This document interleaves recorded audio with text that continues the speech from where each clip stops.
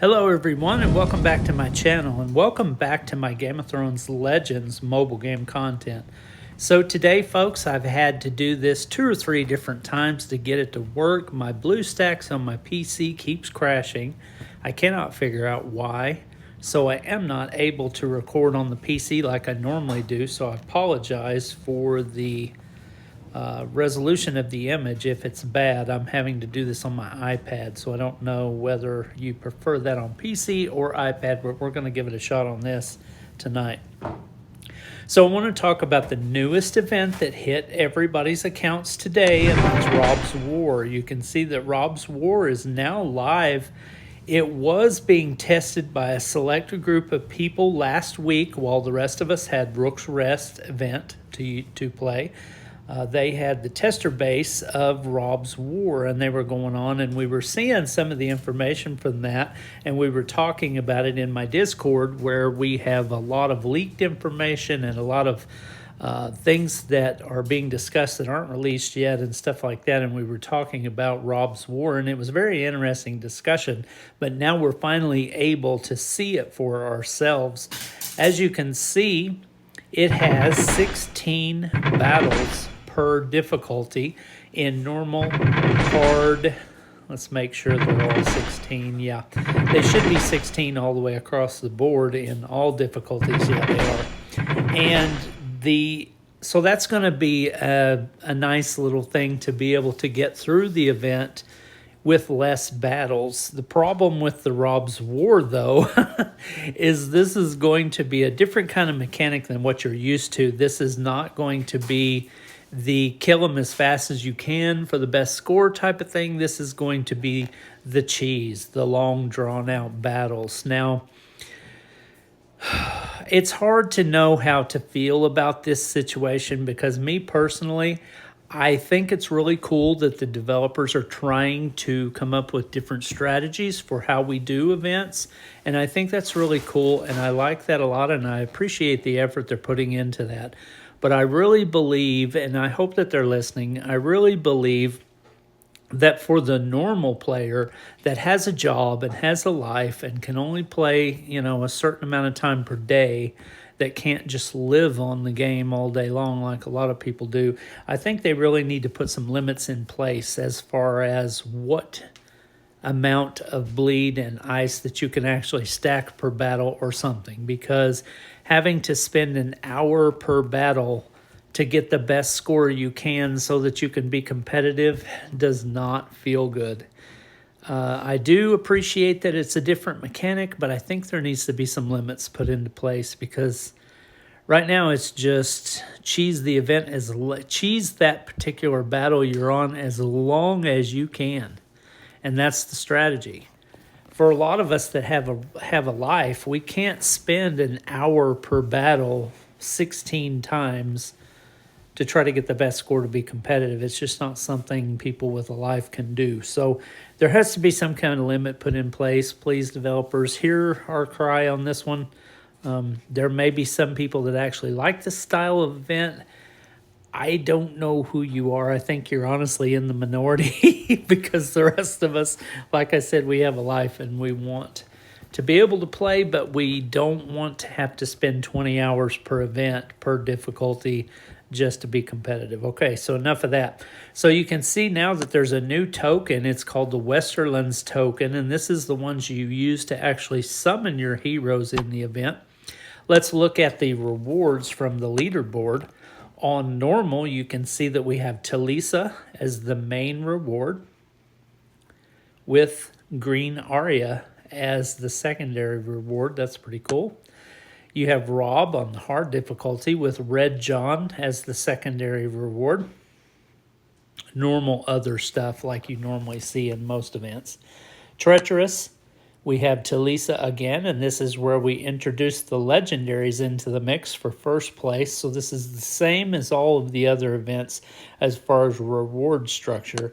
And then Kingslayer, we have the 2 for first, second, and third in legendaries, and then we have the Robb Stark tokens and the Red John tokens in this one as well.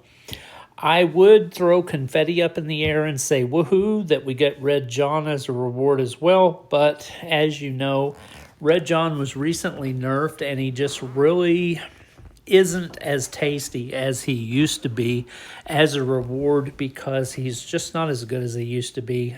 He's still a good epic, but not at the level that he was. So while that's a nice looking reward, in theory, how useful, I'm not really sure.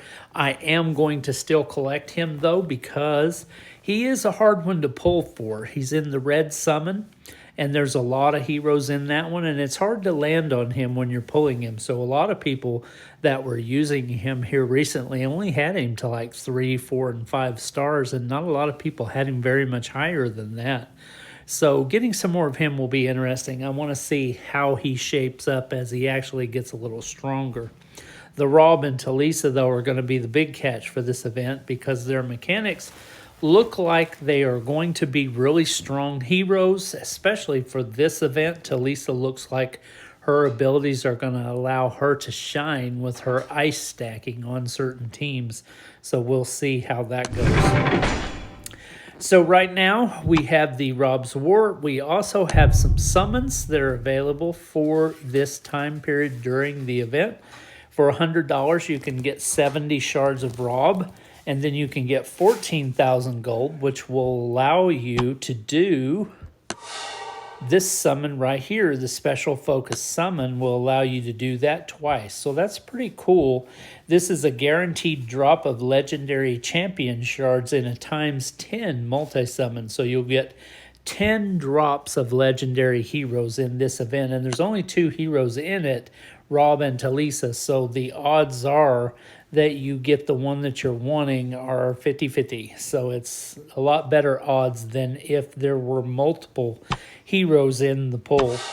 I am going to do a special focus summon here in a minute with some of my gold, and we'll see how well I do in that.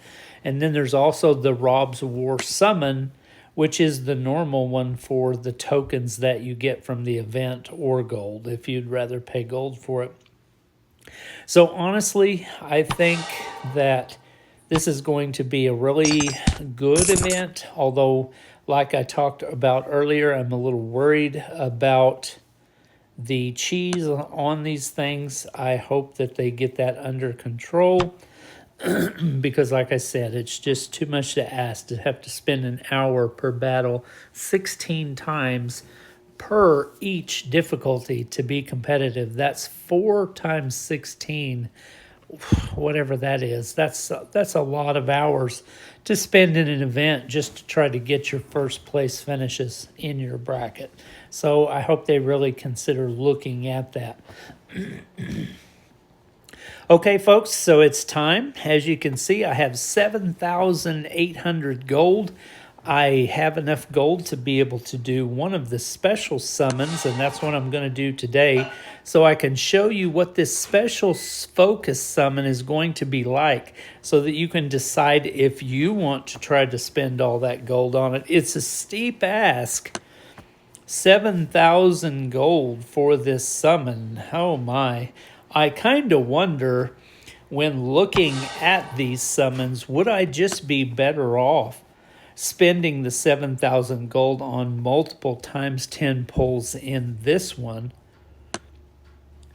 or would I be better just doing this special focus summon? But this is the new one, so you know I've got to try it at least once so that I can know what it's like, and I'm going to show it to you now so that you can see if this is something that you want to try to do. So fingers crossed that I have really good luck. As you can see, I do not currently have Robb or Talisa unlocked. I do not think. Where are they? Yeah, there they are. Robb Stark and Talisa Stark. As you can see, I do not have either one of them unlocked, and I do not have any shards on either one of them. So this is going to be a straight from 0 shard attempt to see if possibly if I can get 1 or 2 stars on each one of them. And then that's where I'm going to stop for today, because I do not have the cash to buy any of the new summon events. So I'm going to stop with this right here and see how I do. So Fingers crossed for me, folks. We're going to do it live, do it together. Here we go. 3, 2, 1, go. Let's go. Come on. Give it to me, baby. From this time to the end of time, we are a free and independent kingdom. We knew this was going to happen. Okay, so there's Robb. Got 15 of him and unlocked him. Okay. And unlocked Talisa. Knew that was going to happen. You're almost guaranteed to unlock them both when you do this. Alright, now let's see which ones I get for the rest of the pulls. Come on, big money. No whammies, no whammies. Spin.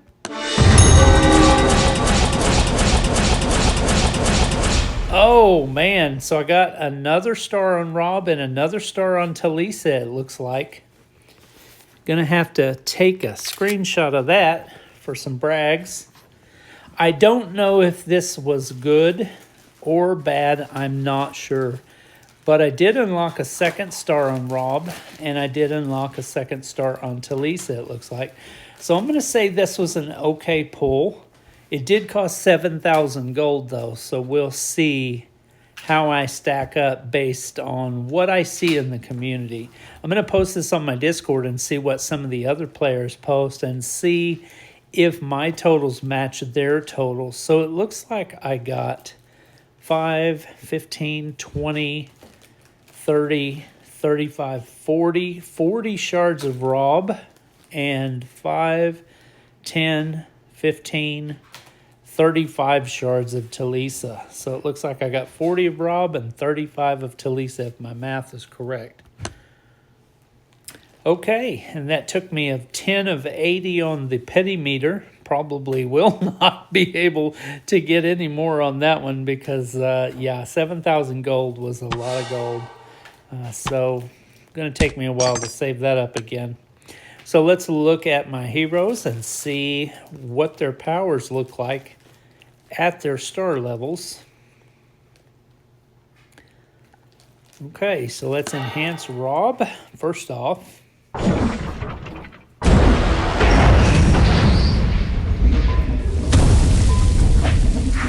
2 stars. Anytime an enemy uses their skill, Robb afflicts them with 1 ice. Very good.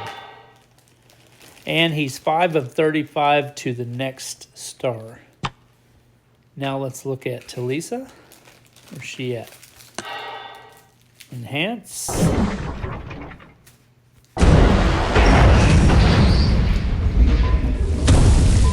Boom. Don't get greedy. Anytime an enemy uses their skill, Talisa affects that enemy with 1 ice. So if you have both of them in your party, every time an enemy uses their skill, they're going to get 2 ice. Cool, you know? I mean, I don't know which one's better at this time, but I'm kind of leaning towards bleed as being the better mechanic to try to stack because of the fact that ice caps at 5 and then it cannot be removed, and bleed is maximum of 3, and then it does degrade and allows you to reapply later on in the battle. So I'm kind of thinking that the bleed looks like the way to go. So in the next video, we're going to be doing some gameplay. I'm not going to be doing gameplay in this one right now because this specific video was just about the pull, just to show you what the pull was like, the special focus summon, and to show you what is possible based on the luck that I had. I think you could probably do better or you could do worse. It's hard to say, but I wanted to let you know what that was and, you know, what it would be like if you did it. So that was the focus of this video. The next video I make will be gameplay related, and we will talk about party builds and tips and tricks and everything I'm learning. That will probably come tomorrow because I do have to work tomorrow during the day, and then when I come home I will be watching the Discord all day long, listening for tips and tricks, and then when I get home I will be testing it out. So join me in the next video where we talk about the teams and possible strategies, and I hope that you have a great time enjoying yourself in the new event, Robb's War. Let me know what you think on the Discord. look in the description of my video for a link there, and you're welcome to join. It's open. You can join in and take part in the discussion with us about Game of Thrones Legends. We would really appreciate seeing you there. So I'll talk to you later in a video about Game of Thrones Legends coming soon. Tomorrow, gameplay. See you there. Peace.